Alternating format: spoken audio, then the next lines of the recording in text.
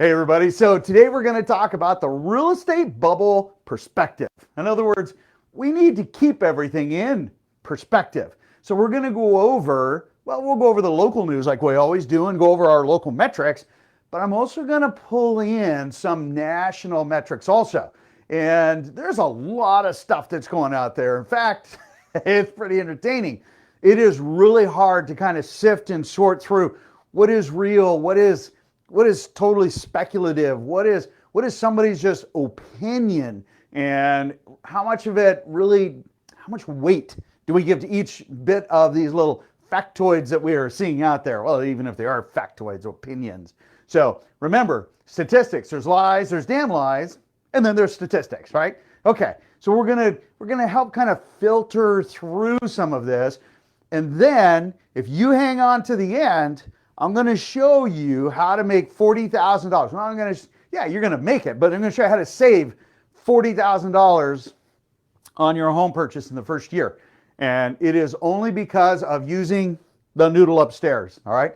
Remember, there are 5 questions that you need to ask when getting quoted rate. I'll have the team go ahead and post that link so you can watch that video. Guys, this is super important. Look, this is why you subscribe. If you want to know how to save money on your home purchase, and with only understanding a very simple concept of what's going on today, right? Now, this may not be in effect next month. Heck, it may not be even in effect in 2 weeks, but today, well, it will be in 2 weeks, but today, definitely, you're going to see how you can save more money. And if you're a buyer, hey man, you better get out there in the market.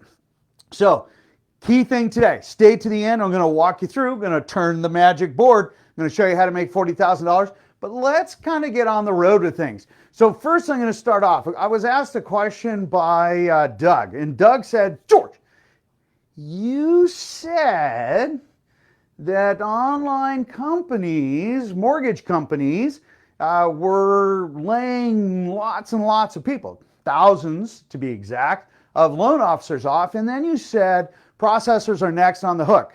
And that's absolutely right. So his question is, why?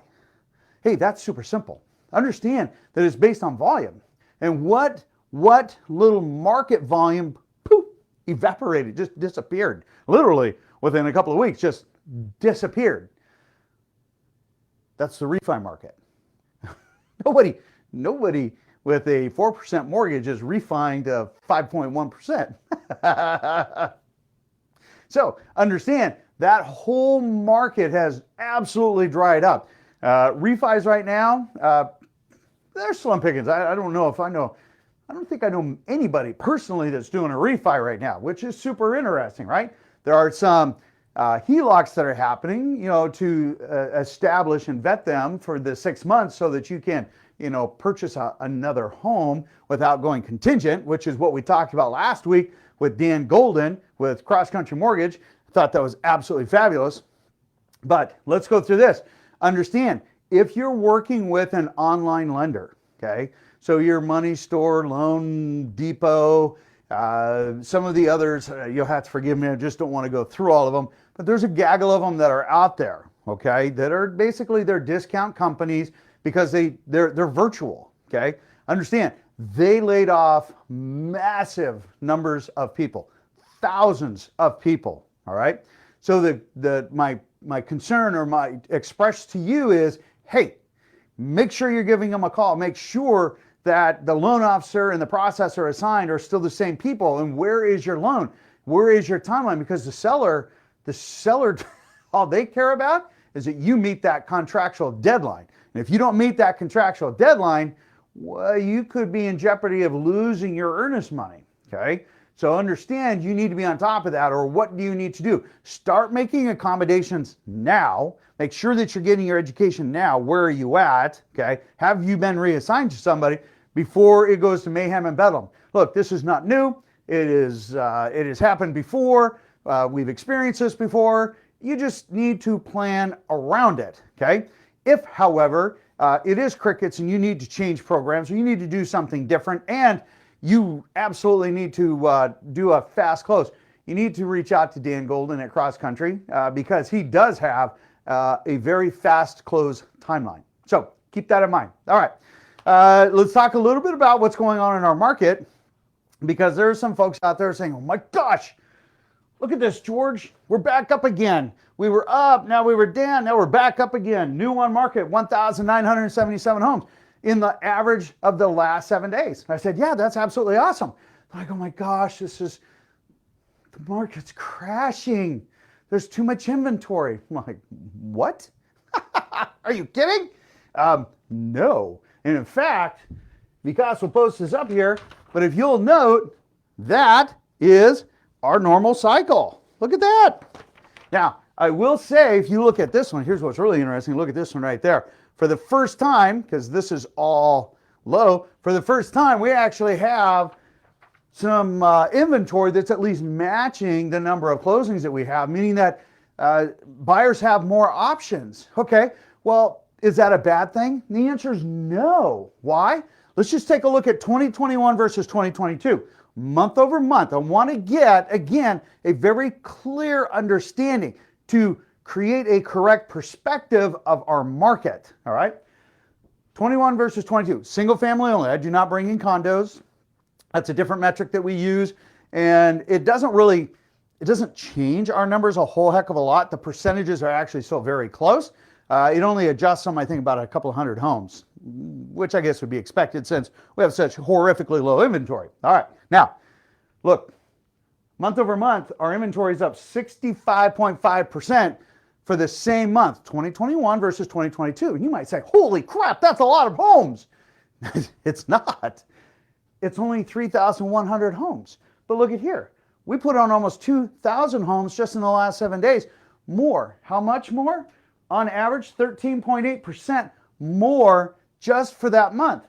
But understand, this is the entire Northwest MLS. This is half of Washington State. It is still a very small number, all things considered.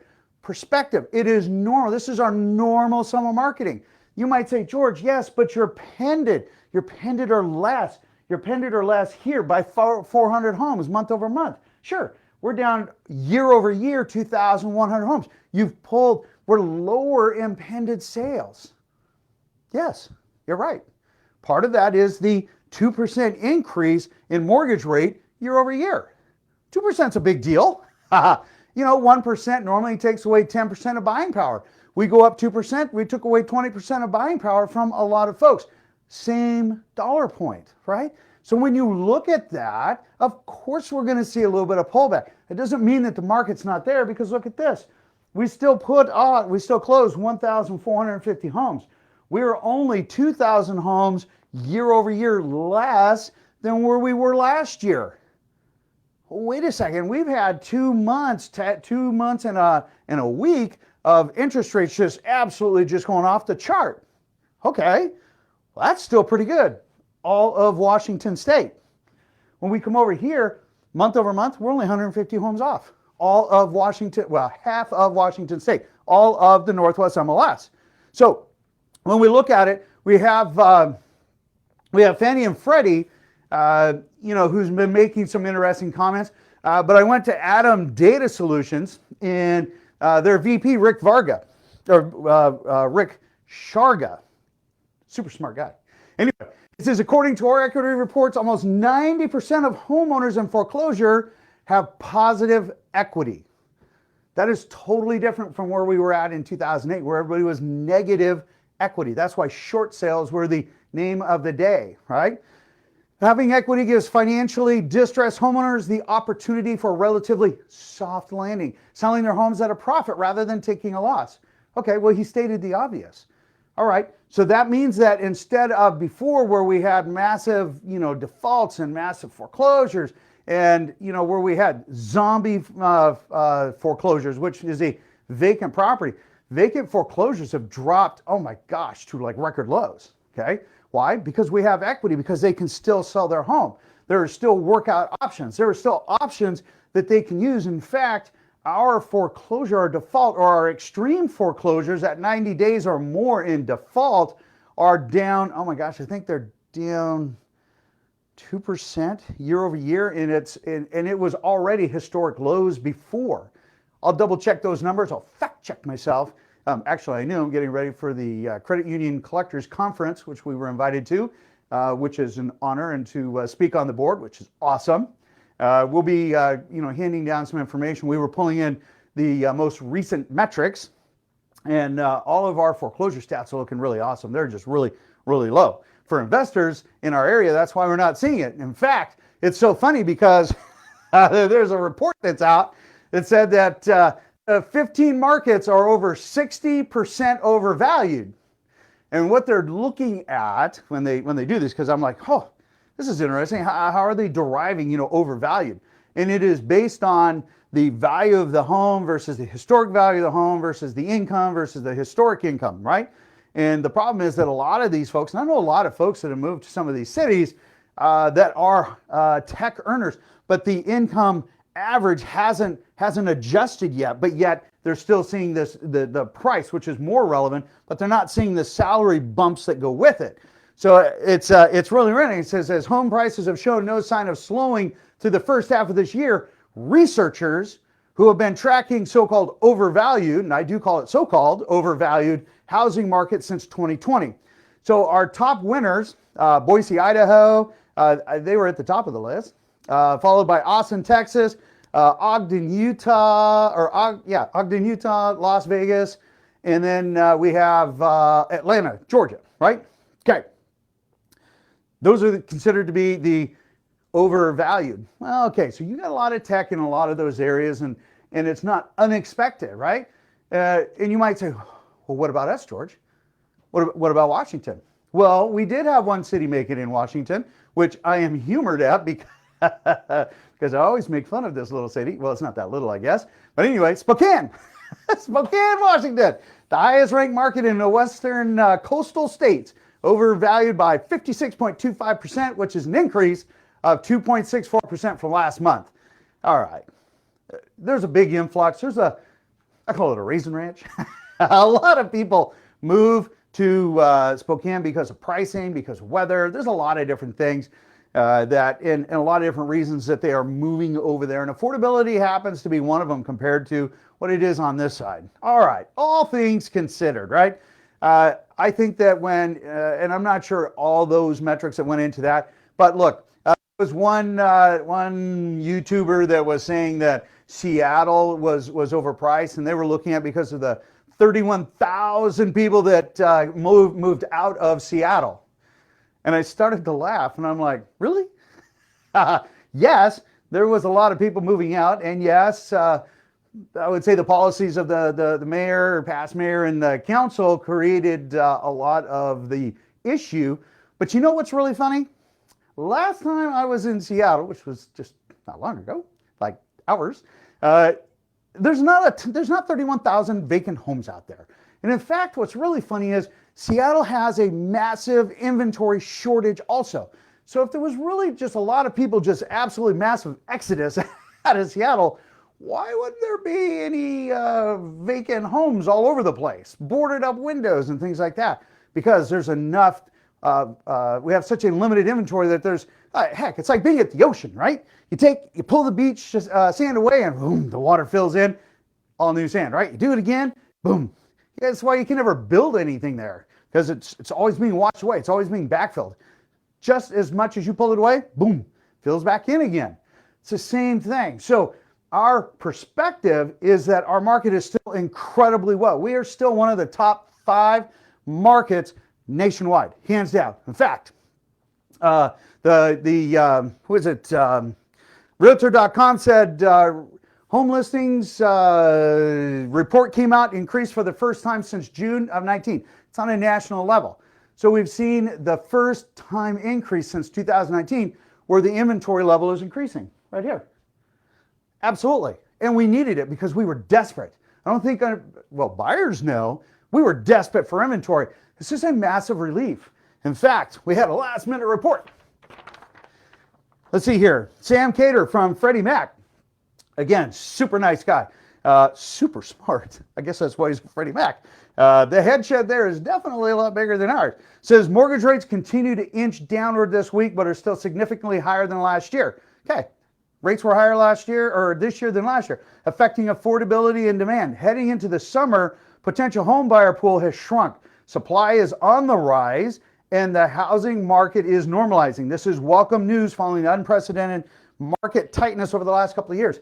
Listen, everybody who actually has a true opinion, in my humble opinion, that give accurate predictions or status of where our market is, understands that this is a welcome relief. It's like being in the frickin' desert and the sun is beating down on you and you're just parched, you've had no water, and you finally, a cloud comes over and it gives you a little bit of shade and it rains and you're able to get a little bit of water. That's what this is. And it's only a little bit of water. It's not having your palapa, your big umbrella, and somebody brings you a giant, what are the Mai Tai if you're in Hawaii, or I guess whatever is that, margarita. It doesn't give you a margarita or a Mai Tai or whatever. That's not it.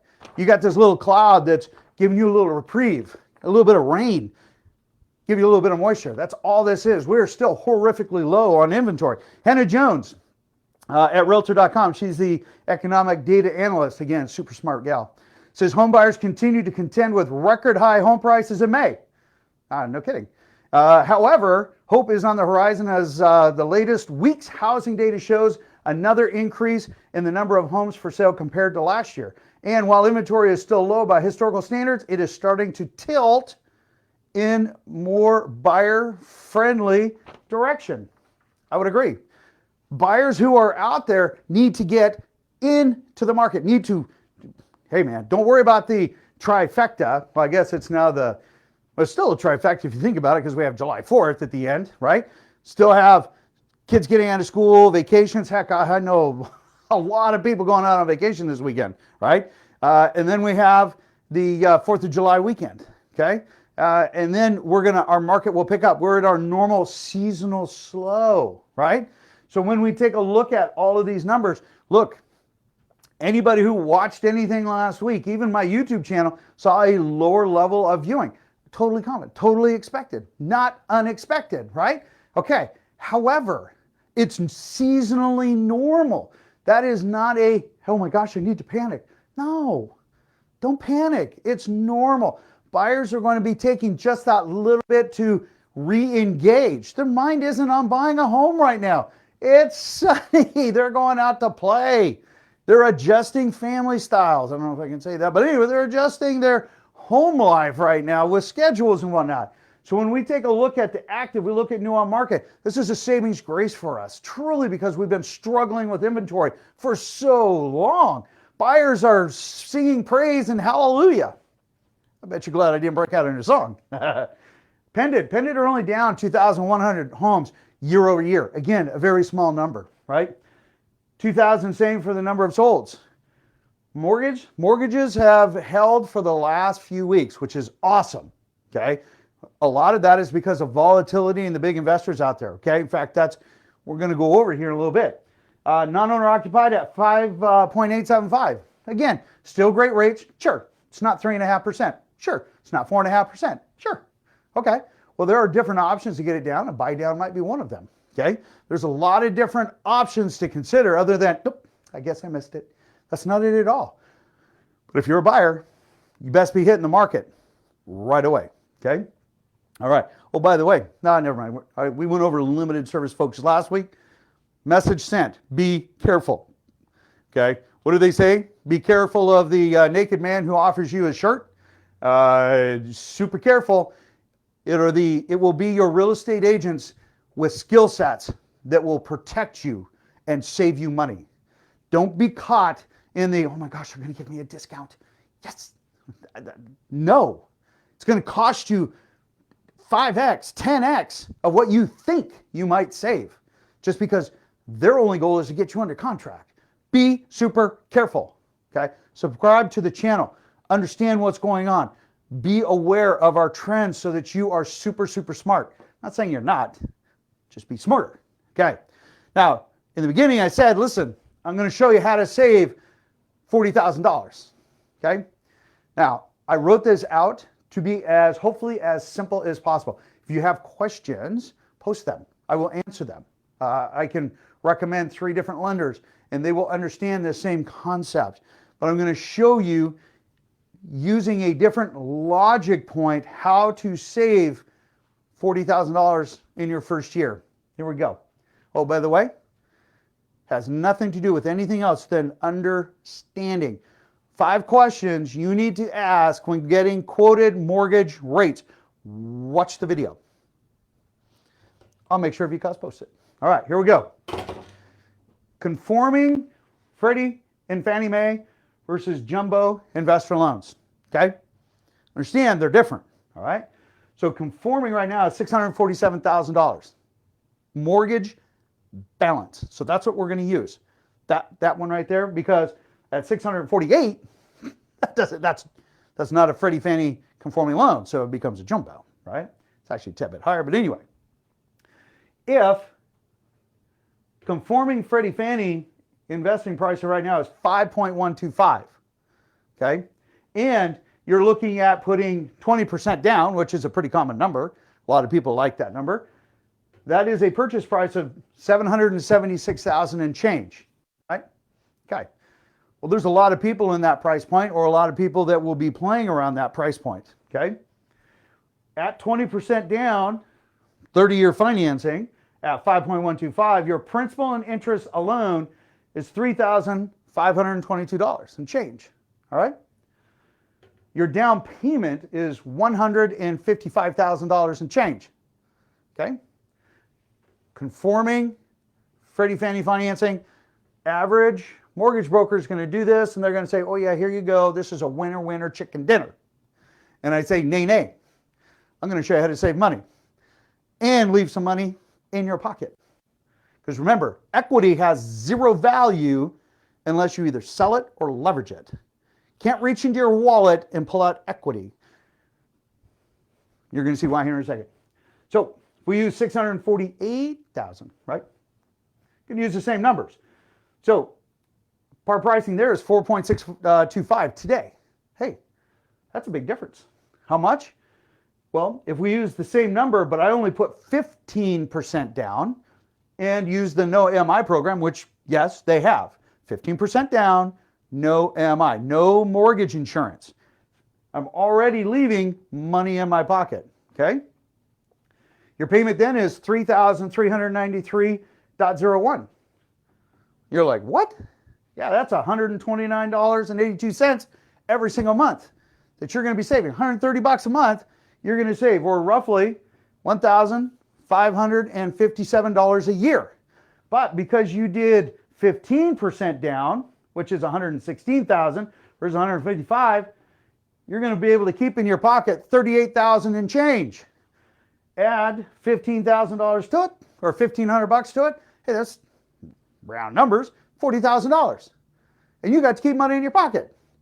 And you got to save money. And it didn't cost you anything else because it's the same. The difference is understanding loan programs, understanding the 5 questions to ask when getting getting quoted loan interest rates. This, to me, is a no-brainer. Who doesn't want to keep $38,000 in their pocket as reserves or reinvest or whatever you want to do, plus save an extra $130 a month? Who doesn't want to do that? All right, I think everybody does. So the message at the end of the day, buyers, you better hit it. Rates have stabilized. Well, at least for now, they are going to go back up. As things continue to stay volatile out there, rates have stayed very buyer friendly. There's more inventory for the buyers out there. And the sellers are benefiting also because there's still a shortage of homes and there's still a lot of buyer demand out there. So don't panic. Is our market doing incredibly well? The answer is yes. That's all there is to it. Make sure you subscribe.